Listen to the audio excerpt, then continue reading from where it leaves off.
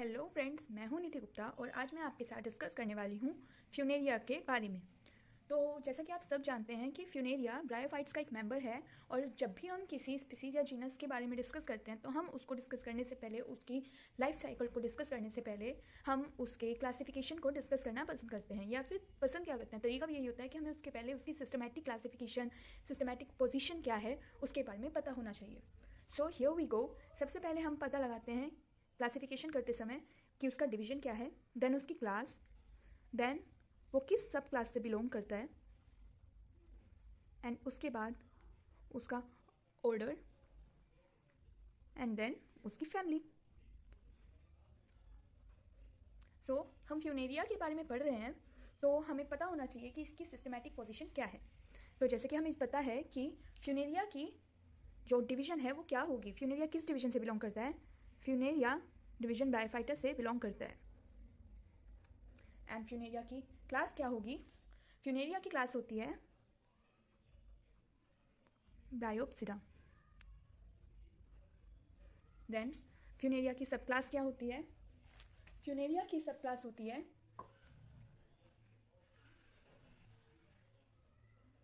ब्राइडी। And Funaria का order, Funaria का order होता है फ्यूनेरियल्स। एंड फ्यूनेरिया की क्लास होती है, फैमिली, फ्यूनेरिएसी। ओके। सो अब एक चीज़ ध्यान रखिएगा आप लोग, हम इनको बारी बारी से डिस्कस करते हैं। ब्रायोफाइटा, आपको मालूम होगा कि ब्रायोफाइटा कौन होते हैं। अगर हम बात करें एनिमल्स में या फिर अगर हम बात करें प्लांट्स में, दोनों ही केसेस में ब्रायोफाइट्स कौन होते हैं? ब्रायोफाइट्स वो होते हैं जो प्लांट्स हों या एनिमल्स हों, जो जिनका हैबिटेट टेरेस्ट्रियल भी हो सकता है और जिनका हैबिटेट एक्वेटिक भी हो सकता है। सो ब्रायोफाइट्स वो होते हैं जो who can live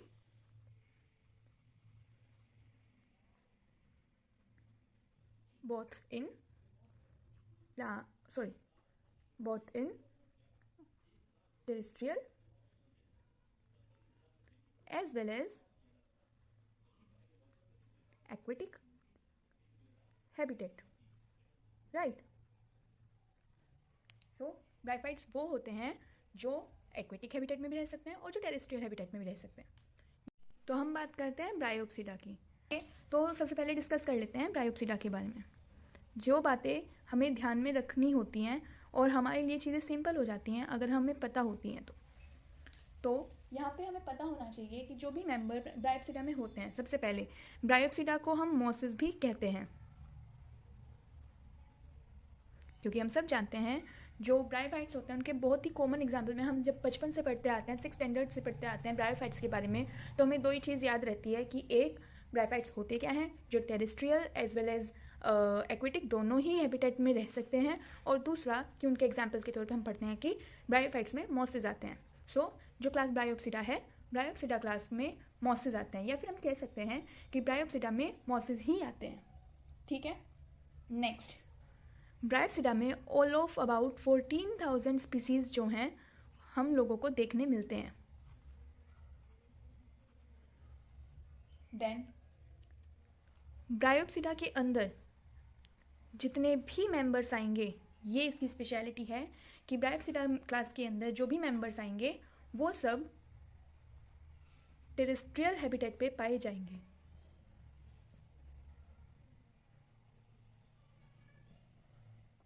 okay.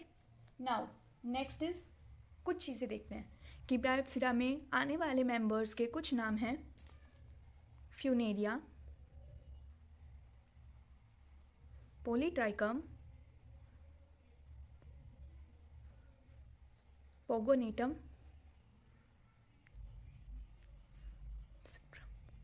But हम यहाँ पे किस चीज़ के बारे में पढ़ रहे हैं?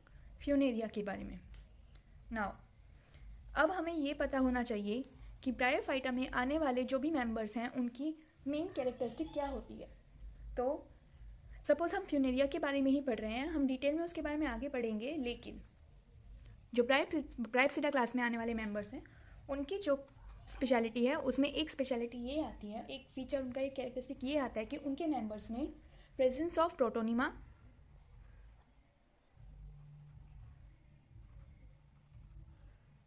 Protonema and गेमेटोफोर।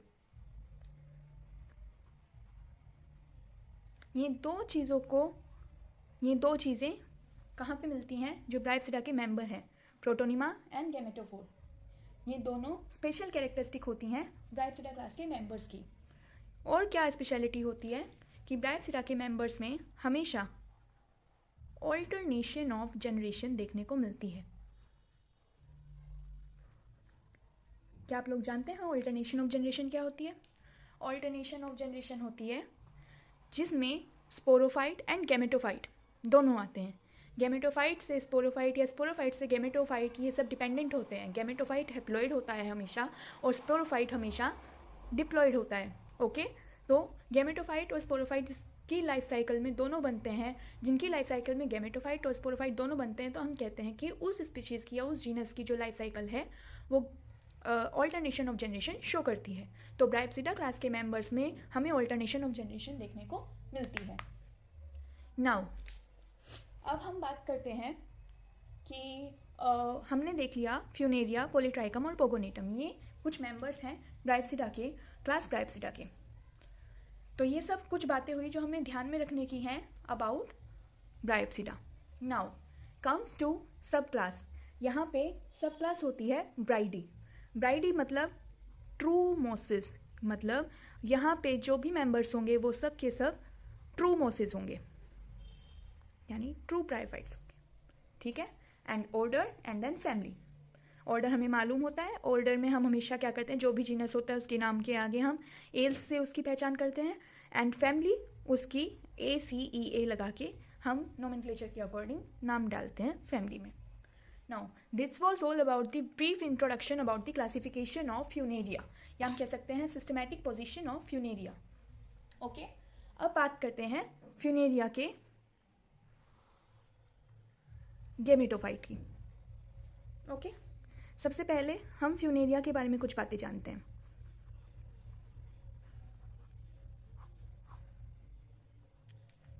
तो टर्म वाइज लेके चलते हैं। ओके, जब हम टर्म वाइज देखेंगे तो हमें पता लगेगा जो टर्म फ्यूनेरिया है ये कहाँ से आया है। इसका ओरिजिन अगर हम देखें तो फ्यूनेरिया का ओरिजिन कहाँ से हुआ है? फ्यूनेरिया का ओरिजिन एक लैटिन वर्ड से हुआ है। क्या आप लोग इस चीज़ को जानते थे? फ्यूनेरिया का ओरिजिन एक लैटिन वर्ड से हुआ है जिसका जो है फ्यूमिस। और क्या आप जानते हैं इस वर्ड फ्यूमिस का, जो कि एक लैटिन वर्ड है, इसका मीनिंग क्या है? इस वर्ड का मीनिंग होता है रॉक। सो फ्यूनेरिया का ओरिजिन एक लैटिन वर्ड जिसका नाम है फ्यूमिस, उससे हुआ है जिसका मीनिंग होता है रॉक। सो ये सबसे पहली बात अबाउट फ्यूनेरिया। ठीक है, नाउ फ्यूनेरिया की जिस स्पीसीज़ के बारे में आज हम पढ़ने वाले हैं वो होगी उसकी सबसे ज़्यादा कॉमन स्पीसीज़। फ्यूनेरिया की एक मोस्ट कॉमन स्पीसीज़ है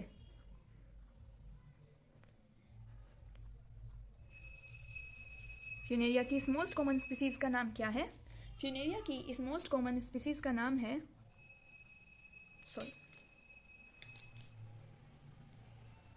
फ्यूनेरिया की इस मोस्ट कॉमन स्पीसीज़ का नाम है फ्यूनेरिया हाइग्रोमेट्रिका।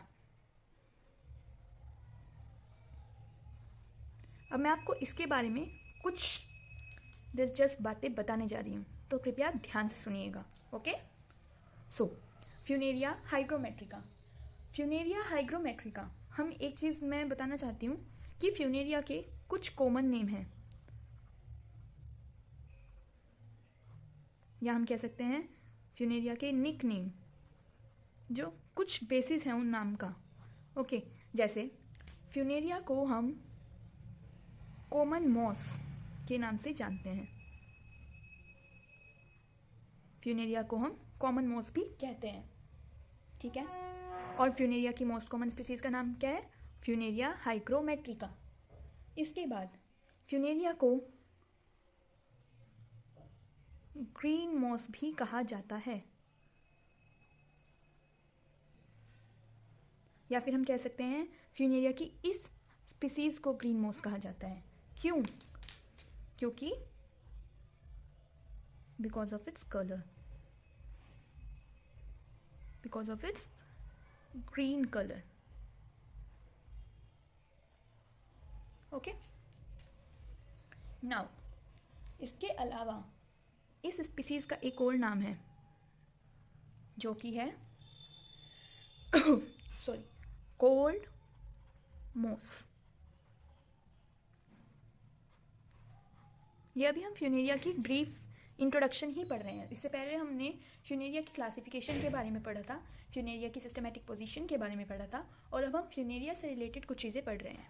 ओके, सो कोल्ड मोस ये फ्यूनेरिया की जो सबसे कॉमन स्पीसीज है फ्यूनेरिया हाइग्रोमेट्रिका, उसी की दूसरी नेम है कोल्ड मोस। और इसका नाम कोल्ड मोस इसलिए रखा गया है बिकॉज यहाँ पे कोल्ड मोस या फ्यूनेरिया के इस वाली स्पीसीज में, या फिर हम कह सकते हैं फ्यूनेरिया का जो स्पोरोफाइट होता है, बिकॉज इस वाली स्पीसीज का, या हम कह सकते हैं कि इनमें जो स्पोरोफाइट होता है वो ट्विस्टेड होता है,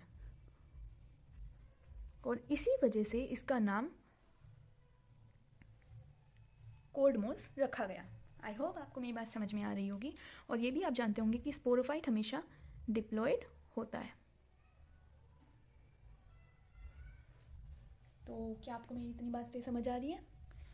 इसके अलावा ये तो हुई इसकी कॉमन टर्म्स की बात। हमें और कुछ जानने की ज़रूरत होती है फ्यूनेरिया के ब्रीफ इंट्रोडक्शन में, वो ये होती है कि फ्यूनेरिया की सिमेट्री कैसी होती है। ये बहुत ही इम्पोर्टेंट पार्ट होता है। फ्यूनेरिया की सिमेट्री हमेशा रेडियल होती है। And second, last but not the least, कि जो फ्यूनेरिया है उसका साइज़ कितना होता है, एंड उसका साइज़ 2 सेंटीमीटर टू 5 सेंटीमीटर हमें देखने को मिलता है। 2 सेंटीमीटर टू 2.5 सेंटीमीटर। सो ये कुछ बेसिक इंट्रोडक्शन वाली चीज़ें हैं जो फ्यूनेरिया से रिलेटेड हैं, एंड आई होप मैंने उनको इतने अच्छे से एक्सप्लेन किया है कि आप लोगों को ये समझ में आई होंगी। सो इसके आगे हम डिस्कस करेंगे फ्यूनेरिया के गेमेटोफाइट को। ओके, सो आप देख पा रहे हैं